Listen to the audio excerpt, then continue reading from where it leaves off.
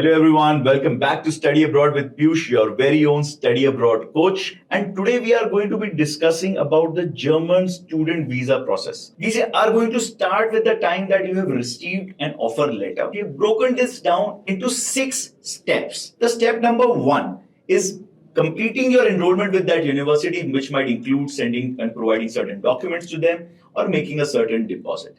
Number 2 is going to be creating your account on VFS, booking your appointment for visa for your biometrics. Number 3 is going to be the VIDEX form, where you will be completing your official visa application. Number 4 is what is the declaration form and how do you fill it. Number 5 is your letter of motivation, which is different from your application SOP, and what are the best ways to get it. And lastly, number 6, what happens at your VFS appointment and what is your visa document checklist. By doing these 6 steps, you will be ready for getting your German student visa. Hi Riya, welcome back to Study Abroad with Piyush. I think we wanted to sort of break down the Germany student visa process.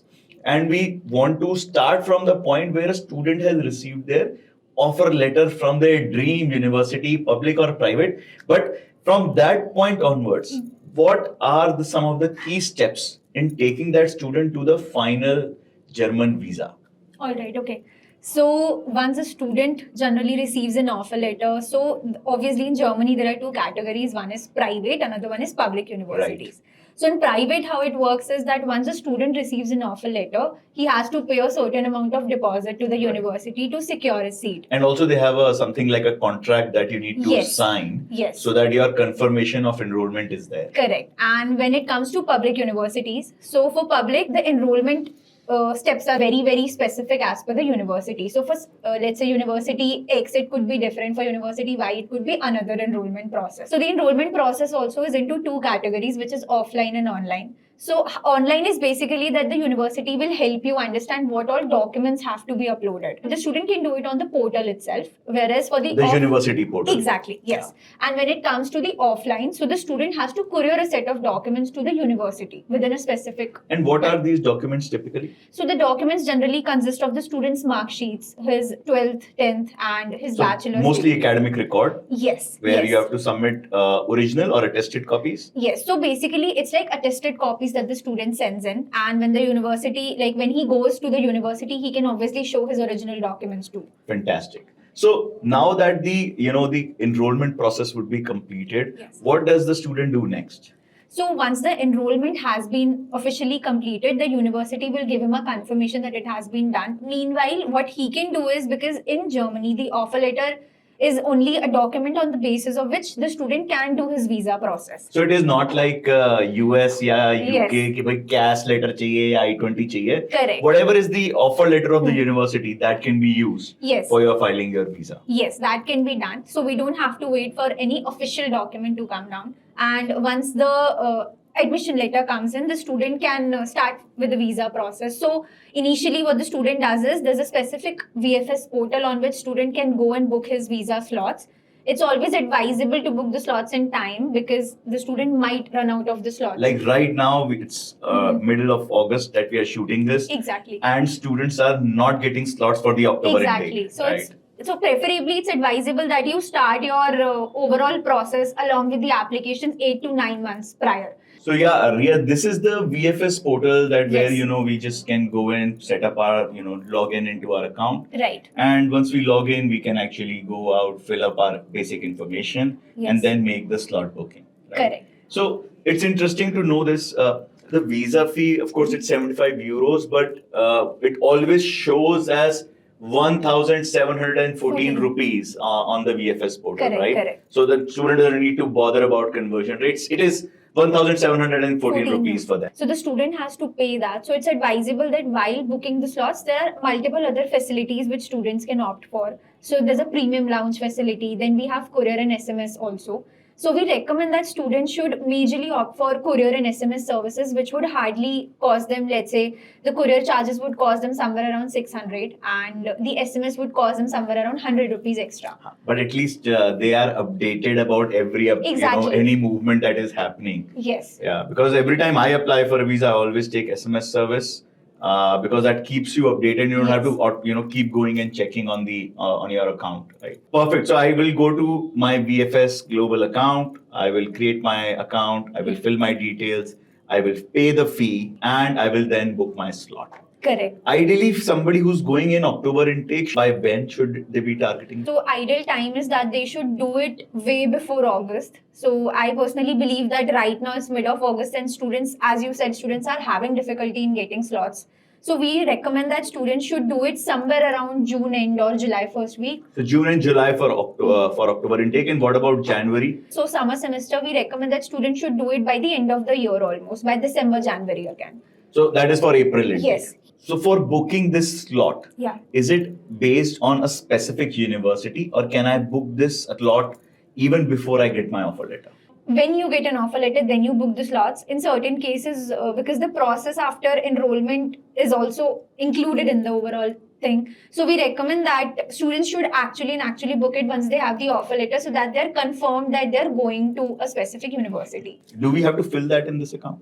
So there's nothing like that they have to fill about it. They don't have to mention anything about the offer letter. Yes, the portal will definitely ask them about their APS number and all of those basic details, which the student has to put in and he can book the slot. What I want to understand is that APS number, Huh. that APS number is going to be common across all universities, or every university will have its own APS? So every student has a unique APS certificate. Because it's at a student level. Again, so if I have my APS, I can actually block a slot. Yes. I can book a slot without having an offer letter also. Just wanted to, confirm one thing which as per my understanding, the visa slot that we book, Yes. is not specific to a particular university. Yes. It is, the student has to provide their APS number, Yes. but it is not linked to a university offer. Exactly. But yet we advise the students to, book their appointment only after they get their offer. So students generally think that when they get the APS letter, so it's easier for them to book the slots. But we generally tell them that not to do it because, as said, the university takes approximately 4 to 8 weeks Right. to reply back to the students. Let's say if the student does not make through the university, then in that case it is an issue for the student. Then he has to again reschedule it and he has to manage his appointment. But if he is successful, then there is a lot of process included in between as well. After that, the student might get the slot at the earliest date. So basically the thing is that, book it in time, but try and get an offer letter in time. So apply in time. Yes. So yes, yes. but not all of us are so organized. So the moot point is that your slot is not linked to an offer. Correct. So even if after you have done that and you get a new offer, Mhm. then you can again, you can go with the best offer you have. Yes, we can Great. do that. We have the offer, we have enrolled in the university, we also have a visa slot now. What next? So in Germany, there's a mandatory requirement to open a blocked account. It is like the GIC account of Canada, More or where less. basically it is an account where students need to put in certain amount of money Yes. into that account Yes. to cover their living expense. Exactly. And they get a monthly sort of like a stipend out of their own money, Yes. so that they don't burn out the entire money on day one. Yes. So the blocked account has to be opened and the student has to transfer 11,908 euros in that account. And that's the recent updated amount. The transferring of the amount also takes certain amount of time. You open the blocked account more or less by Expatrio. We generally refer that you should open via that. So within 24 to 48 hours, the account gets opened. And after that, funds transfer also takes somewhere around 48 to 72 hours. So technically, a week is invested in this whole process of the student. After the funds have been transferred, the health insurance is available on the portal, which gets activated once you transfer the amount. Okay. So student can easily access that health insurance and the blocked account confirmation. All of these things go along with the visa in the documents. So this will be required as part of your visa document checklist. Exactly. So guys, I think very important, Expatrio, it's not a paid promotion, but that's the service we are using for all our students. Yes. Just for disclosure, we've also tried out Fintiba. And there are multiple such platforms that give you the service of blocked account. Riya, I thought we should maybe just showcase an example of a blocked account confirmation. Yes. So this is done with the help of Expatrio. Yes. Here we have 11,417 euros. This is the older amount. Yeah. Guys, we are talking now in middle of August, and the amount has been changed. So we need to. This is what it looks like, and this Yes. can be done in like matter of like minutes. It can be completed, and Correct. you can pay the money, and this process will take a week, like you Yes. mentioned. I think that's great. We have now opened our blocked account. We have transferred our money. Now, what we are going to be doing next once you have the blocked account? So once this process has been done, then we can fill up the main application form for the students, which is the main visa form, which is also called as VIDEX form. Okay. So that form generally has all the details of the student, their parents, and then the passport details are there. Then we'll also mention about if the student has booked any accommodation or not. So all of these things are there. We download that particular form as a PDF, and that form also goes along in the document checklist of the visa. So let's maybe have a quick look at what the VIDEX form looks like. So this is what the VIDEX form. It looks so complicated. Okay, so we changed the language to English. Yes. And then it's a lot much easier. So this is with the federal government of the Federal Foreign Office of Germany. Yes. It's on their website. Yes. It's the official visa form that we have to fill. So all of these details have to be filled. The student's occupation is there, his contact details, then identification papers is basically the passport. The passport, yes. And then all of the travel. Any travel history.